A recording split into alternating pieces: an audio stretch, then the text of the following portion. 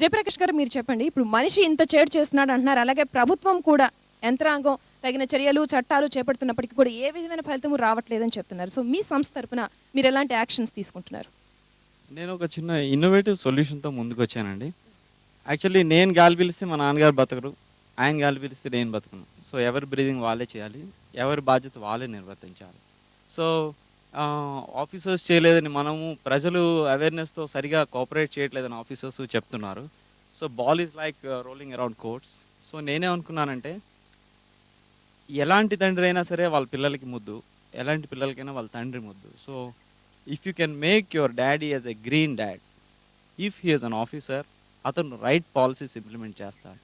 ఆయన ఒక పౌరుడైతే మంచి ఆదర్శవంతంగా ఉంటాడు.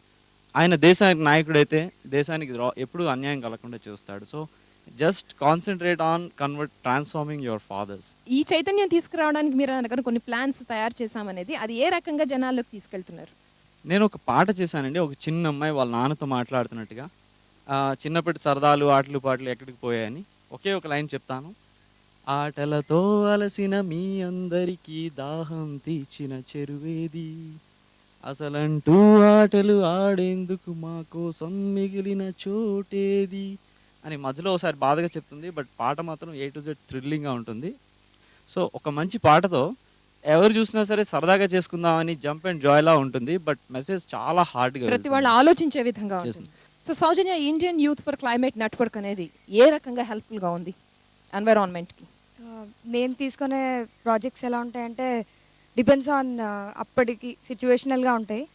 కొన్ని ఏంటంటే ఎర్త్ డేకి సంబంధించి రీసెంట్గా చేసిన దానిలో అయితే ఎలక్ట్రానిక్ వేస్ట్ గురించి వాటి గురించి మేము మోస్ట్లీ అవేర్నెస్ ప్రోగ్రామ్స్ మేము చేస్తున్నాము. అంటే కొంచెం యాక్షన్ కూడా ఉండాలని నేను పర్సనల్గా నేను అనుకుంటున్నాను.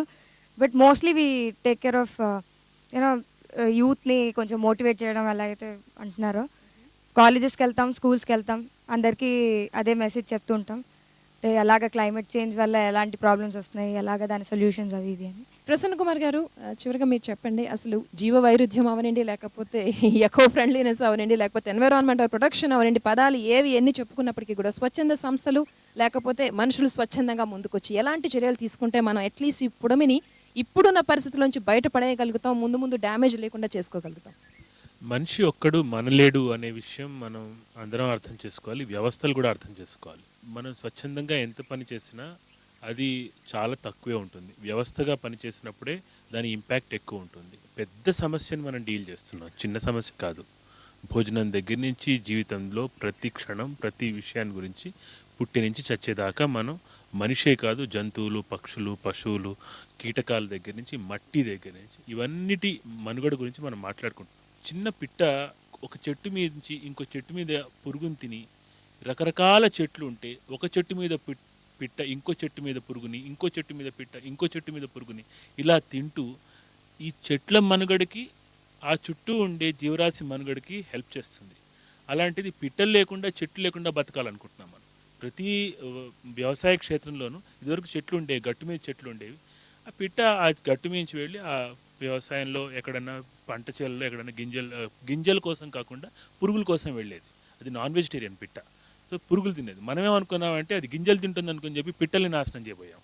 అట్లా పర్యావరణ ఆలోచన పిట్టల్ని నాశనం చేస్తే సైలెంట్ స్ప్రింగ్ అంటే పిట్టల చప్పుడు లేని ప్రపంచం అనే ఫస్ట్ ఆలోచనలోంచి వచ్చింది పర్యావరణ ఆలోచన మొత్తం. రేచల్ కార్సన్ నుంచి వచ్చిన ఆలోచన. సో మనం ఈ జంతువులు, ఈ పశువులు ఇవన్నీ మనతో పాటు ఈ ప్రపంచంలో ఉన్నాయి. మనం లేకముందు కూడా ఇవి ఉన్నాయి, మనం లేకపోయినా ఉంటాయి. కానీ మనం మాత్రం ఇవి లేకపోతే ఉండలేము అనేది వ్యవస్థగా అర్థం చేసుకోవాలి, సమూహాలుగా అర్థం చేసుకోవాలి. భాస్కర్ రమణమూర్తి గారు మీరేమైనా చెప్తారండి? వరల్డ్ ఎన్విరాన్మెంట్ డే థీమ్ సందర్భంగాను many species one earth one future. So అన్ని జీవరాశులకు అన్నిటికీ కూడాను ఒకే భవిష్యత్తు ఉంది.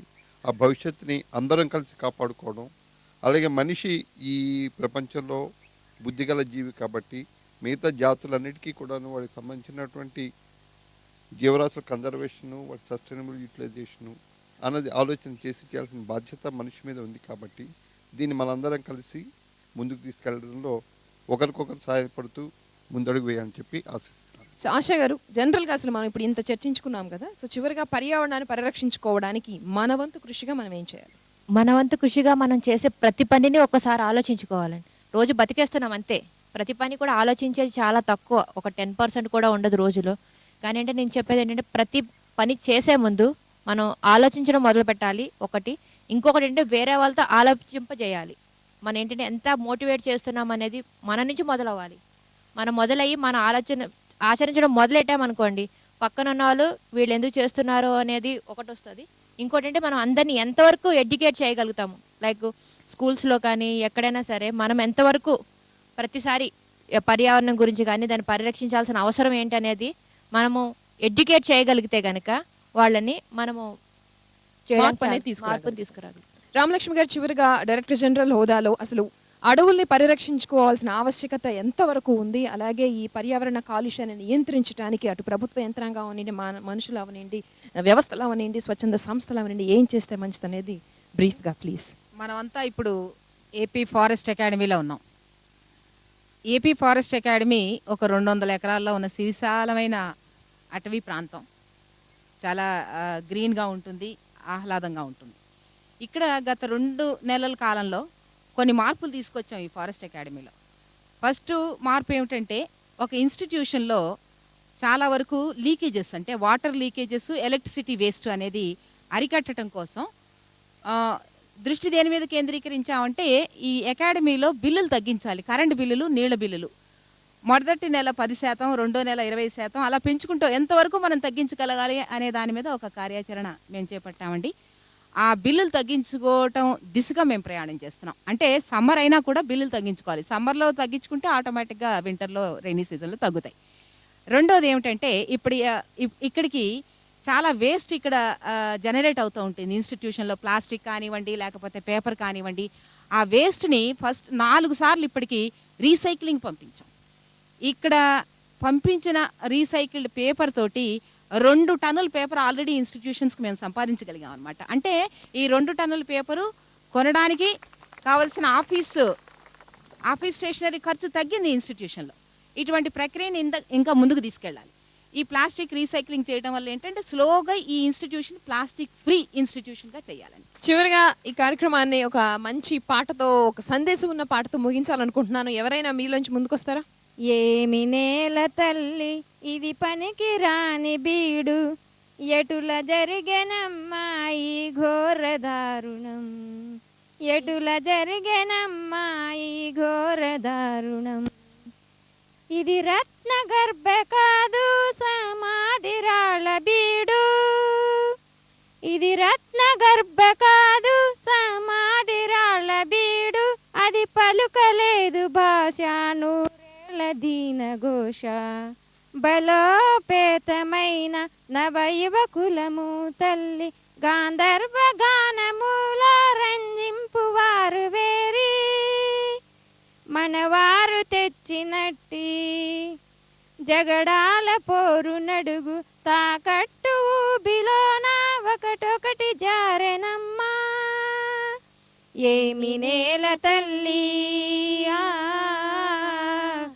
ఏమి నేల తల్లి ఇది పనికి రాని బీడు, ఎటుల జరిగెనమ్మా ఈ ఘోర దారుణం.